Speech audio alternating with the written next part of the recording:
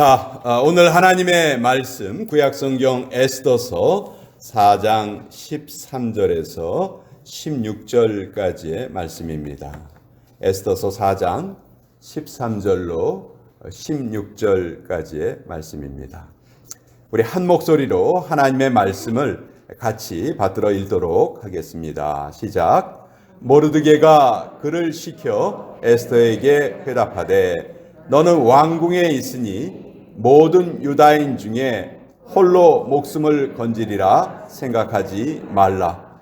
이때에 내가 만일 잠잠하여 말이 없으면 유다인은 다른 데로 말미암아 노임과 구원을 얻으려니와 너와 내 아버지 집은 멸망하리라.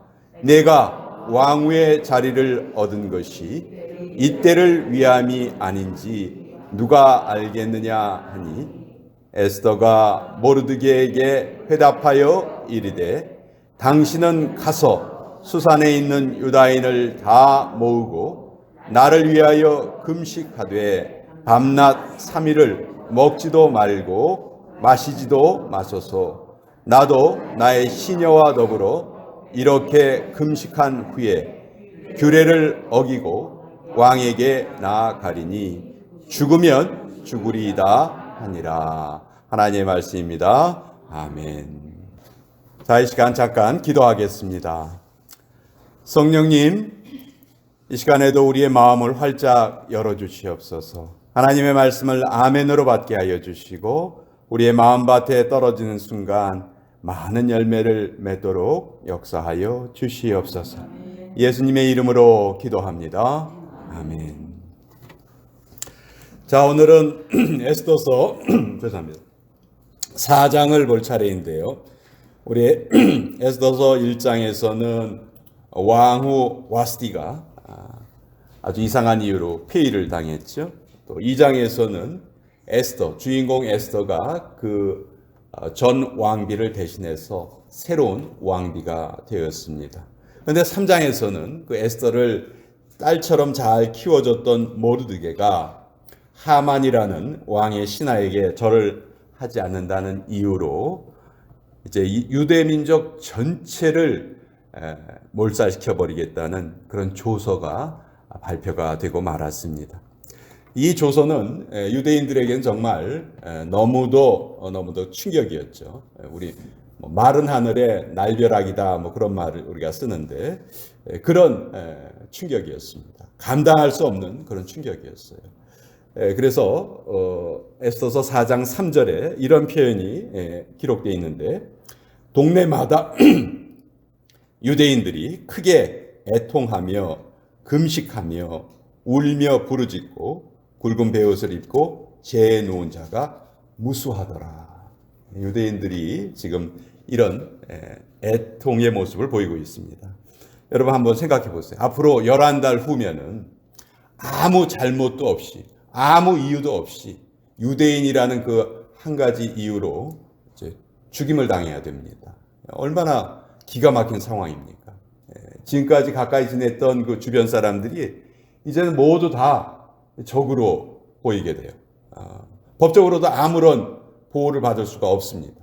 왕의 말이 곧 법인 그런 시대였는데 왕이 다 죽여버려라 그렇게 말을 했으니 유대인들이 도움을 받을 수 있는 길이 없는 거예요. 한마디로 도간에 든 쥐, 도마 위에 놓인 생선 그런 신세가 되고 말았죠.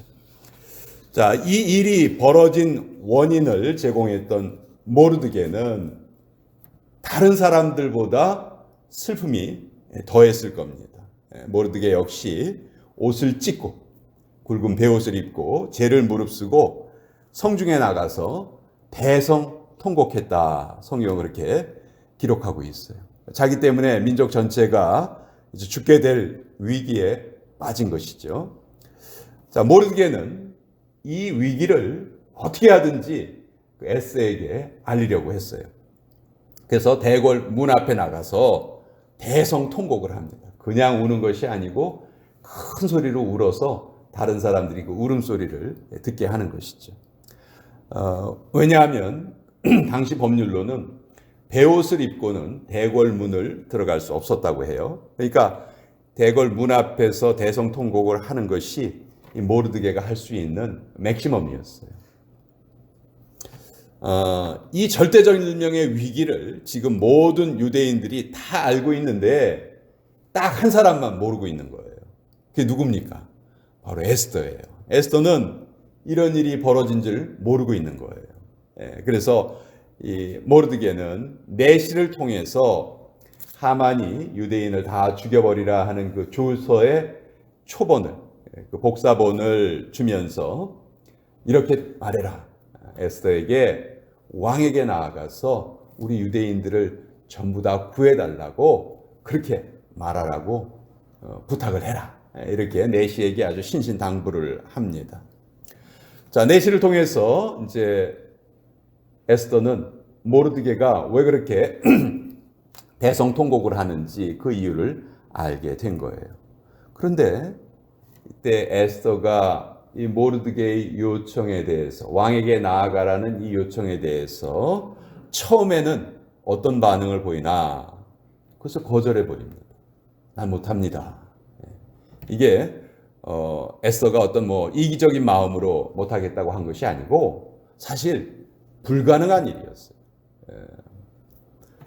고대 국가는요, 모든 권력이 왕에게 다 집중되어 있습니다. 우리나라도 보면 고려시대, 조선시대 보면 왕이 모든 권력을 독점하고 있죠. 그러니까 그 왕이 되고 싶은 사람이 너무 많은 거예요. 나도 저 자리에 한번 올라가 보고 싶다. 그래서 왕을 암살하려는 시도가 너무너무 많았습니다. 여러분, 페르시아 역시 광대한 지역을 다스렸던 대제국이었고, 그렇기 때문에 페르시아 왕을 잘 경호하는 것이 아주 당연한 일이었죠. 누구든지 왕이 부르지도 않았는데 왕 앞에 나타나면 가차없이 죽여버리는 거예요. 왜냐하면 그것이 왕을 보호하는 길이었기 때문에 그렇습니다. 그래서 왕궁의 곳곳에 아주 긴 커튼을 쳐놨다고 그래요. 그리고 그 커튼 뒤에는 경호원들이 딱 칼을 들고 지키고 있는 거예요. 누구든지 왕이 부르지 않았는데 왕 앞에 가까이 가려고 하면 그 경호원들이 가차없이 나가서 그냥 죽여버리는 거죠. 예. 왕후라고 해서 예외가 있는 것이 아닙니다. 왕후도 못 믿어요. 왕후가 쿠데타를 할 수도 있는 거거든요. 그러니까 왕비라 할지라도 왕이 부르지 않았는데 나가면 그냥 죽는 거예요. 이런 상황이었기 때문에 에스더가 이 모르드게의 부탁을 들어주고 싶어도 들어줄 수가 없는 그런 상황이었던 것이죠. 참 재미있는 건요. 와스디는, 전의 왕비 와스디는 어땠어요? 왕이 불렀는데 안 나가서 피해를 당했죠. 근데 이 에스더는 왕이 부르지 않았는데 이제 나가야 되는. 그러니까 어떻게 보면 부르지 않았는데 나가서 목숨을 걸어야 하는 그런 위기를 맞이하게 됩니다.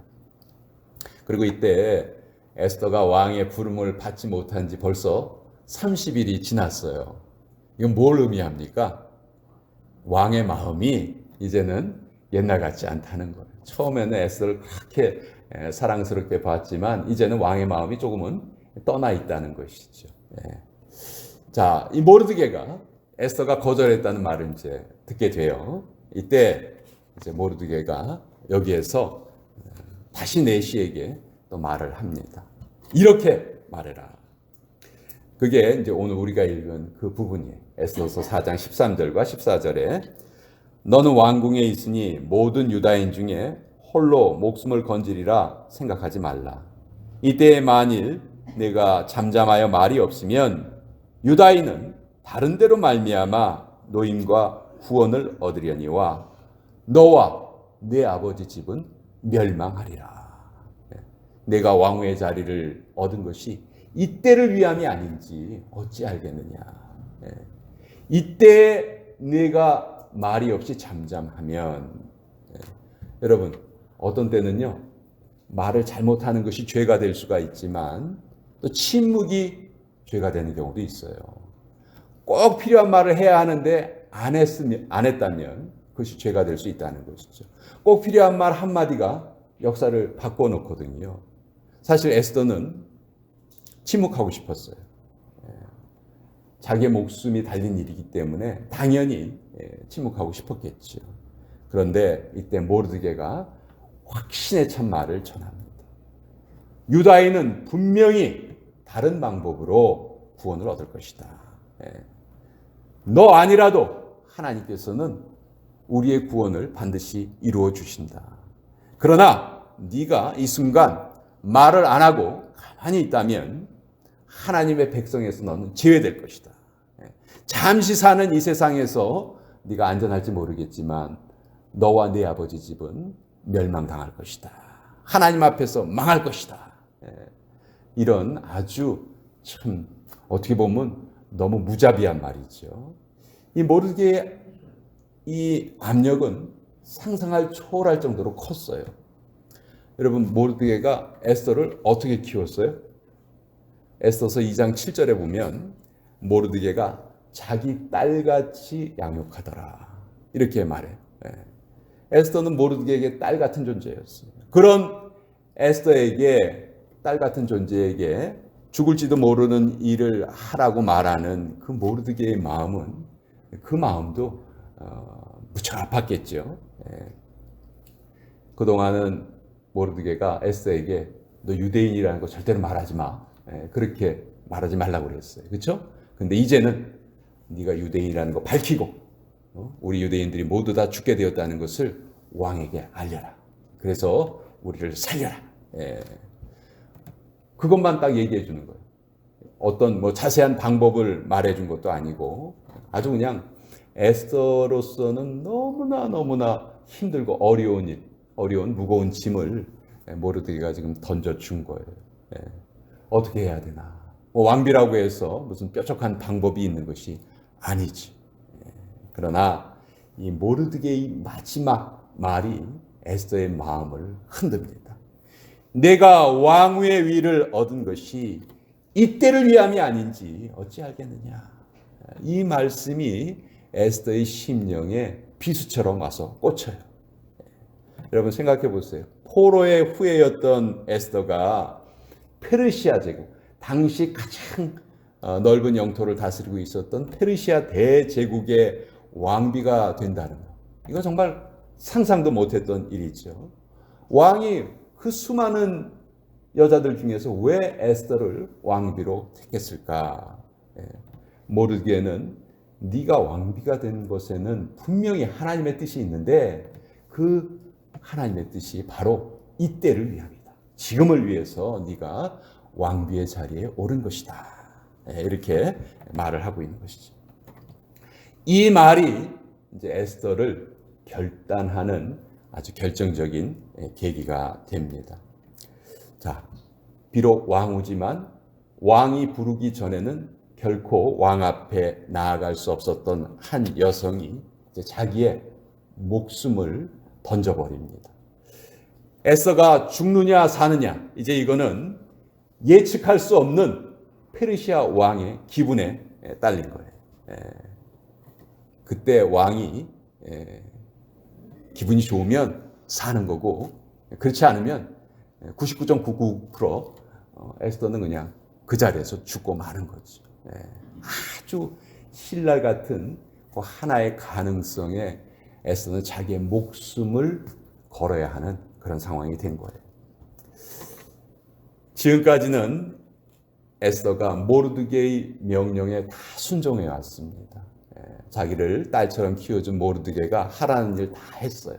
다 했어요. 근데 이제는 에스더가 반대로 모르드게에게 명령을 합니다. 어떤 명령을 하냐면 수산성에 있는 유대인들을 다 모으고 자기를 위해서 밤낮 3일을 먹지도 마시지도 말고 금식하십시오. 저 역시 저는 물론이고 저희 시녀들과 함께 금식하고 규례를 어기면서 왕에게 나아가겠습니다. 그때 왕이 나를 받아주지 않으면 난 죽을 것입니다. 그래도 저는 그 일을 하겠습니다. 죽으면 죽으리이다. 우리 에스더서 전체에서 가장 유명한 말이죠. 아마 교회를 다니셨던 분들은 다 한두 번씩 들어보셨던 그런 말일 거예요. 죽으면 죽으리이다. 이 말을 하고 이 에스더가 자기의 결심을 이제 모르드게에게 전합니다.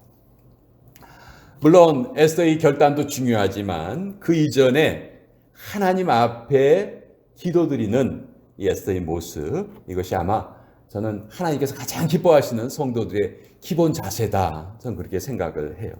여러분, 우리의 삶 속에서 가장 결정적인 순간은 우리가 예수님을 우리의 구주로 영접하는 그 순간일 겁니다. 그것이 우리의 영원의 삶을 결정을 하죠. 그렇지만 그 이후에도요, 우리가 성도의 삶을 살기로 결단한 이후에도 우리의 신앙의 결단은 계속 이어져요. 결단의 순간이 계속 찾아옵니다. 이때 에스더의 결단은 죽음이었어요. 사실 인생에서 죽음보다 더 큰 문제가 어디 있습니까? 가장 어려운 결단이죠. 죽으면 죽으리이다. 가장 절실한 말이에요. 왕 앞에 나갔을 때 왕의 기분이 좋아서 왕이 가지고 있는 지팡이 같은 게 있거든요. 그것을 규라고 부르는데 그것을 이렇게 딱 내밀면 사는 거고, 그걸 내밀지 않고 가만히 있으면 그냥 경호원이 와서 그냥 죽여버리는 거예요. 자, 에스더는 이 일을 이제 하나님께 다 맡겨드리고 3일 동안 금식 기도를 합니다. 자기의 시녀들과 함께, 또 수산성에 있는 모든 유다인들이 합심해서 하나님께 금식 기도를 드리는 거예요. 여러분, 이런 위기의 순간에는요, 우리가 기도할 때 시시하게 기도하면 안 돼요. 정말 생명을 걸고 우리가 기도할 수 있어야 됩니다. 창세기에 보면 이런 죽음의 순간을 맞이했던 또 한 사람이 있죠. 야곱이 외삼촌 집에 살다가 이제 그 가나안 땅으로 돌아오는데 옛날에 자기 형 그 장자의 권리를 몰래 뺏었잖아요. 그 소리를 듣고 이제 자기 형 에서가 군인 400명을 데리고 이제 자기를 죽이러 가까이 온다는 소리를 들었어요. 이제 내일 아침이면 형을 만나야 돼. 그러면 자기는 죽는 수밖에 없는 것 같아요. 이날 밤에 야곱이 어떻게 기도를 합니까? 밤새도록 한잠도 자지 않고 하나님의 천사와 씨름했다. 성경은 그렇게 말하죠. 근데요, 놀랍게도 하나님께서 이 야곱의 이름을 그 기도를 통해서 이스라엘로 바꿔주세요. 그렇죠? 그리고 하나님은 하나님의 백성을 이제 그 이후로부터 뭐라고 부르십니까? 이스라엘이라고 부르시죠. 이스라엘. 왜 하필 이스라엘로 부르시나? 사실 그 기원을 따지면요, 전 이스라엘 백성들은 아브라함의 후손, 아브라함의 백성 이렇게 불러야 맞을 것 같아요. 왜냐하면 첫 번째 유대인이 아브라함이었거든요. 그러니까 모든 유대인은 다 아브라함의 후손인데 왜 유대인들을 부를 때 아브라함의 후손이라고 부르지 않고 이스라엘 백성이라고 부르는가? 왜 야곱의 바뀐 이름 이스라엘로 부르는가? 저는 여기에 하나님의 백성의 정체성이 담겨 있다고 생각해요.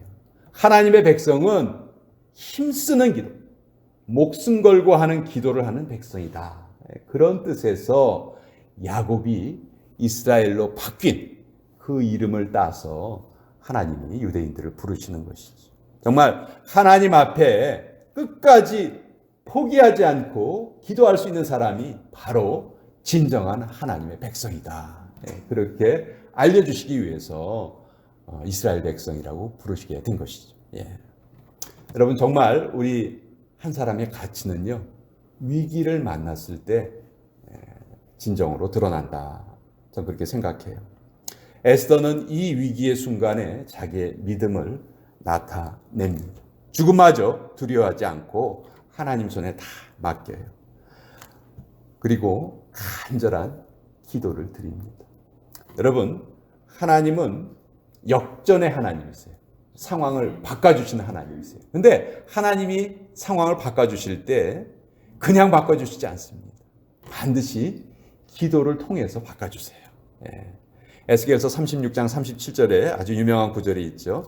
나 주 여호와가 말하노라. 그래도 이스라엘 족속이 이와 같이 자기들에게 이루어주기를 내게 구하여야 할지라. 내가 너희에게 역사하겠다. 그러나 너희도 기도해야 한다. 기도하지 않으면 하나님의 역사가 일어나지 않는다는 그런 말이죠. 여러분, 기도의 가장 위대한 법칙이 뭔지 아세요? 하면 이루어지고 안 하면 안 이루어진다. 이게 기도의 가장 위대한 법칙이에요. 자, 에스더가 했던 말 다시 한번 좀 생각을 해봅시다. 죽으면 죽으리이다. 모든 사람은 다 언젠가 죽을 수밖에 없는 존재죠. 우리는 열심히 살기 위해서 산다 이렇게 말하지만 결국은 죽기 위해서 사는 존재예요. 그래서 우리 크리스찬의 사명, 가장 큰 사명은 저나 여러분이나 잘 죽는 거예요. 이게 우리에게 맡겨진 가장 마지막 사명입니다. 그럼 어떻게 죽는 것이 가장 잘 죽는 것일까? 에스더가 이때 죽으면 죽으리이다 이렇게 말하죠. 모든 사람은 죽음에 대한 두려움이 있어요. 이건 뭐 당연한 거예요. 또 피할 수 있는 죽음이라면 얼마든지 피하고 싶겠죠. 에스더 역시 왕에게 나아가지 않으면 죽음을 피할 수 있어요. 그렇죠? 근데 왕에게 나아갑니다. 죽음의 두려움 때문에 자기의 사명을 이루지 못한다면 죽음은 오히려 에스더의 삶에 걸림돌이 될 수밖에 없다는 거예요. 자, 에스더는 이렇게 생각한 거예요. 유다 민족 전체가 몰살당하는 것이 하나님의 뜻일까? 그것이 하나님 기뻐하신 뜻일까? No, 그렇지 않아. 하나님은 우리 민족 전체가 몰살당하는 것을 결코 기뻐하시는 분이 아니야. 이렇게 우리 민족 전체가 다 말살당하는 것은 하나님 보시기에 악한 일이야. 이건 막아야 되는 일이야. 이렇게 확신한 거죠. 어차피 나 한 번은 죽어야 되는 목숨인데, 그러니 지금 죽어도 사실 손해볼 거 없어. 그렇죠? 지금 죽으나 나중에 죽으나 죽는 것은 똑같다는 것이죠. 그러나 만약 하나님께서 이 순간 은혜를 베풀어 주셔서 나의 결단을 통해서 우리 민족을 살려주신다면 그것이 얼마나 좋은 일인가. 정말 내 목숨을 걸 만한 그런 일이 아닌가. 에스더는 이런 생각을 한 것이죠. 또 모르드게를 우리가 좀 잘 생각해 봐야 되는데, 모르드게는 사실 이 모든 일의 원인을 제공한 인물이에요. 그렇죠? 그렇지만 모르드게는 원인만 제공하고 그친 것이 아니고 해결책도 제공을 합니다. 만약 모르드게가 에스더를 딸처럼 양육을 했는데 제대로 잘 양육하지 못했다면 에스더가 이런 결단을 할 수 있었을까요? 또 에스더가 처음에는 거절을 하죠. 그렇죠? 거절해요. 왕 앞에 나가면 죽습니다. 모르드게도 이거 모르는 게 아니에요. 근데 그 순간에 만약 모르드게가 체념을 하고 돌아섰다면 어떻게 되었을까? 물론 모르드게가 있건 없건 에스더가 있건 없건 하나님께서는 하실 일을 하셨겠죠. 그러나 하나님께서는 결코 혼자 일하시지 않아요. 반드시 하나님의 사람을 통해서, 헌신된 사람을 통해서 하나님께서 함께 당신의 뜻을 이루어 가시죠. 그래서 저는 이 모르드게와 에스더를 우리가 생각을 하면서 참 흥미있는 이야기고, 우리가 좀 결론을 다 알기 때문에 별로 우리는 긴장감이 없는데, 만약 이 일이 지금 우리에게 닥친 일이라면 우리 어떤 느낌일까요? 하지만 결국은 어떤 상황에서도 내가 하나님의 사람으로 준비되어 가는 것이 우리 인생에서는 가장 중요한 문제다. 그렇게 되면 모든 것을 우리가 하나님께 맡기고 살아갈 수가 있다. 오늘 에스더서 4장의 말씀 여러분과 함께 같이 나누어 보았습니다. 우리 같이 기도하겠습니다. 아버지 하나님, 한 연약한 여인이 죽음을 무릅쓰고 하나님만 신뢰하며 나아가는 모습을 봅니다. 죽으면 죽으리이다 고백하고 금식하며 하나님께 매달립니다. 아버지, 오늘 우리에게도 이런 결단과 이런 열심이 필요합니다. 하나님 언제나 헌신된 사람을 통해서 일하신다는 것 꼭 기억하게 하여 주시고, 우리 모두가 언제든지 하나님께서 쓰실 수 있는 도구로 준비되게 하여 주시옵소서. 예수님의 이름으로 기도합니다. 아멘.